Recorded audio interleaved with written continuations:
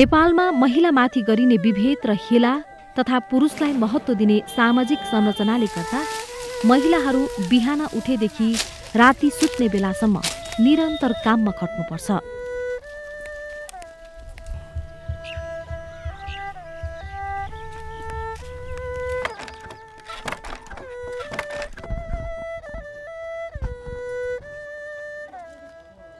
गर्भावस्था र सुत्केरी जस्ता संवेदनशील अवस्थामा पनि महिलाहरू काममा जोतिन बाध्य हुने, पोसिलो खाना र आराम नपाउने हुनाले स्वास्थ्य सम्बन्धी समस्या झेल्न बाध्य हुन्छन्।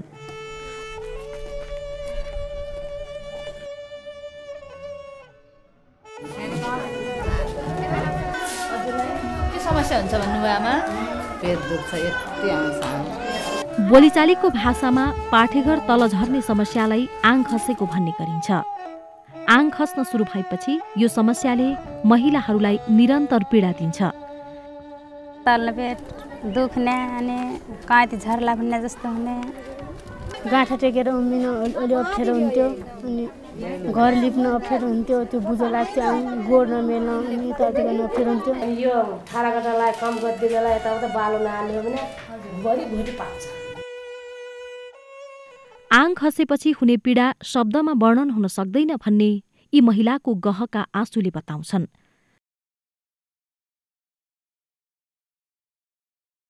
प्रजनन अङ्गका बारेमा कुराकानी गर्नु लाज र शरमको कुरा मानिने हाम्रो समाजमा प्रजनन अङ्गमा आएको असहज परिवर्तन खासमा के भएको हो भन्ने जानकारी नहुँदा आङ तल झर्ने समस्या बल्झिने गरेको छ। सबैलाई हुन्छ कि अनि भोलि ठिक हुन्छ कि पहिला यस्तै हो कि पछि ठिक हुन्छ होला, सबैलाई हुन्छ होला, पछि सबैलाई ठिक हुन्छ होला भन्ने सोच भयो। पछि झन् के ठिक हुन्थ्यो, झन् समस्या झन् जटिल भयो। जन्माउने आमालाई पनि सरम नै मैले बताइन। हेला र घृणाको पात्र बन्नुपर्ने डरले महिलाहरू पीडा सहेरै पनि आफ्नो आङ खसेको समस्या कसैलाई भन्दैनन्। त्यही त हो त, गाउँघरमा त्यस्तो भयो, ह्याल गर्ने, अर्काले घृणा गर्ने, त्यो बसी अब कोहीलाई मैले अब आफ्नो कुरा कोहीलाई म भन्दै भनिनँ। आङ तल झर्ने अवस्थालाई 3 चरणमा बाँडिएको छ। अलिकति मात्रै खस्या हुन्छ, यसलाई पहिलो अवस्था भन्छ। अब दोस्रो अवस्थामा के हुन्छ भन्दाखेरि पाठेघर मुखमा आएर बस्छ, बुझु जस्तो काम गर्न अप्ठ्यारो हुने, पिसा फेर्न अप्ठ्यारो हुने हुन्छ, यसलाई दोस्रो अवस्था भन्छ। अनि यो तेस्रो अवस्था भन्नाले चाहिँ पाठेघर पुरै बाहिर निस्किन्छ, पाठेघर योनिभन्दा बाहिर झरिरहेको हुन्छ, त्यसलाई चाहिँ तेस्रो अवस्था भनिन्छ। सरकारले आङ खसेका महिलाका लागि निशुल्क शल्यक्रियाको सुविधा सूचीकृत भएका सरकारी, गैर सरकारी तथा निजी अस्पतालमा उपलब्ध गराएको छ। अब पाठेघर खसेका महिलाहरू आउनुहुन्छ, अब हामीहरूले विभिन्न अस्पतालहरूमा सेवा दिइरहेको छौँ। अपरेसन हुन्छ, त्यसपछि केही सरसल्लाह दिन्छौँ हामीले हैन। जुनसुकै चरणका आङ खसेको उपचार शल्यक्रिया होइन। पहिलो चरणमा घरेलु उपचार गर्ने र दोस्रो चरणमा रिङ पेसरी राख्ने हो।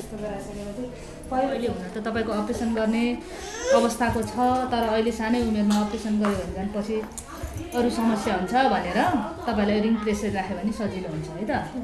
अब तपाईँको रिङ प्रेसरले के गर्छ भने भित्र अड्याएर राखिदिन्छ होइन, त्योभन्दा बाहिर अब निस्किन पाउँदैन। श्रीमानको नाम के हो? तेस्रो चरणमा मात्रै शल्यक्रिया गर्न मिल्छ। शल्यक्रिया गर्न नमिल्ने वा पहिलो र दोस्रो चरणमा आङ खसेका महिलाको समस्या सम्बोधन गर्न सरकारले आवश्यक कार्यक्रम सञ्चालन गरेको पाइँदैन। त्यसैगरी आङ खस्ने जोखिममा भएका महिलाको लागि पनि कुनै कार्यक्रम सञ्चालन भएको पाइँदैन। नेपाल सरकारले आमा र शिशुको स्वास्थ्य जोगाउन सुरक्षित मातृत्व, बाल स्वास्थ्य कार्यक्रमलाई प्राथमिकता दिएर सञ्चालन गर्दै आएको छ। गर्भवती महिला र शिशुलाई लगाइने खोपले लाखौं महिला र शिशुको जीवन रक्षा गरेको छ। मातृशिशु स्वास्थ्य कार्यक्रमलाई प्रभावकारी बनाउन आफ्नो गाउँठाउँमा खटिएका महिला स्वास्थ्य स्वयंसेविकाको महत्त्वपूर्ण योगदान रहेको छ। यो ब्यागमा 3 नवजात शिशु र गर्भवतीहरूको सम्बन्धी थाहा छ हामीलाई।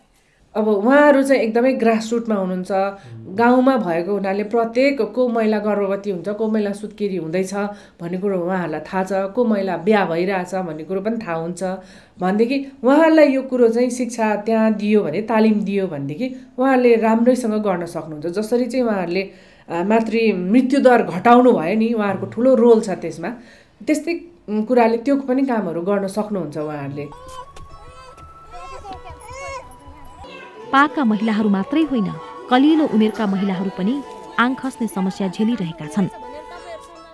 त्यो गर्दाखेरि पहिलो चरणको 14 वर्षको उमेरमा विवाह गरेको, 15 वर्षमा छोरी जन्मेको।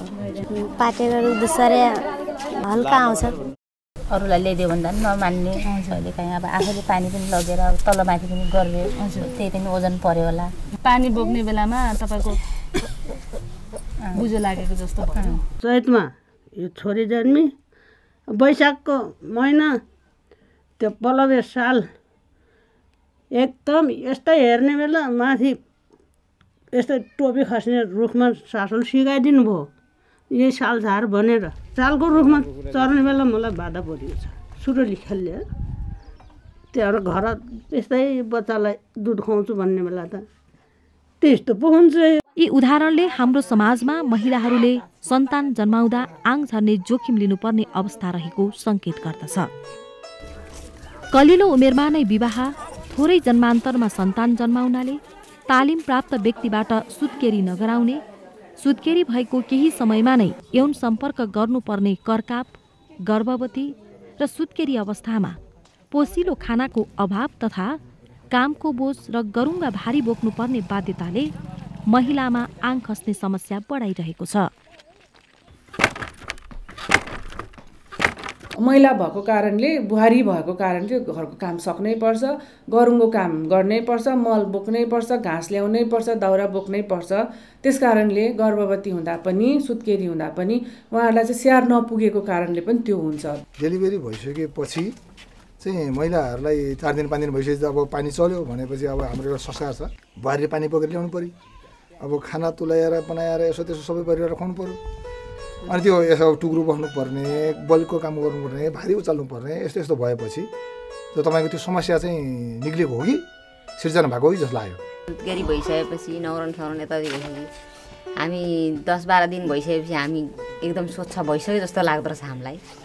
अनि यो काम पनि हामी गर्न सक्छु भन्दो रहेछ, मन लाग्दो रहेछ, सक्छु जस्तै लाग्दो रहेछ। त्यो काम पनि गरिने, त्यो काम पनि गरिने, सकिने, गर्न सकिने, आफूलाई यस्तो हुन्छ भन्ने ख्याल थिएन। अब भारीको काम पनि अब 15-20 दिन, महिना दिन जस्तो भएपछि ओरतिर परतिर बोक्ने पनि गरियो। अब त्यस्तो हुन्छ भने हामीलाई थाहा थिएन। यसलाई बहुपक्षीय ढङ्गले हेर्नुपर्छ। यसलाई चाहिँ यो स्वास्थ्य अथवा मेडिकलसँग मात्रै जोडिएको छैन, यो कुरा चाहिँ शिक्षासँग पनि जोडिएको छ, महिला अधिकारसँग पनि जोडिएको छ, यो स्रोत पाउने सक्नेसँग पनि जोडिएको छ र महिलाहरू जो गर्भवती र सुत्केरी हुन्छन् उहाँहरूले चाहिँ आराम पाउनुसँग पनि जोडिएको छ। वातावरणीय कृषि तथा विकास केन्द्र केडले स्थानीय गैर सरकारी संस्थासँग सहकार्य गर्दै आङ खस्ने समस्याका बारेमा स्थानीय तहमा चेतना जगाउन विवाहित जोडी कार्यकर्ता मार्फत परिवारमा तथा विद्यालय स्तरमा किशोर किशोरी शिक्षा र स्थानीय स्वास्थ्य चौकीमा परामर्श दिने कार्यक्रम सञ्चालन गरेको छ। आफ्नो कार्यक्षेत्रमा भएका स्वास्थ्य चौकीमा आङ खस्ने समस्याको रोकथाम र उपचारको लागि केडले स्वास्थ्य कर्मीलाई परामर्श तथा रिङ पेसरी राख्ने सिप सिकाउने तालिम सञ्चालन गर्ने गरेको छ। आङ तल झर्ने समस्या महिलामा हुनै नदिन यसको मूल कारण सुत्केरी अवस्थामा काम गर्नुपर्ने बाध्यताबाट महिलालाई मुक्त राख्न सबै महिलाले अनिवार्य सुत्केरी बिदा पाउने व्यवस्था गर्नु महत्त्वपूर्ण कदम हुनेछ। आङ खस्ने समस्याको उपचारमा स्वास्थ्य सेवाले मद्दत गर्छ,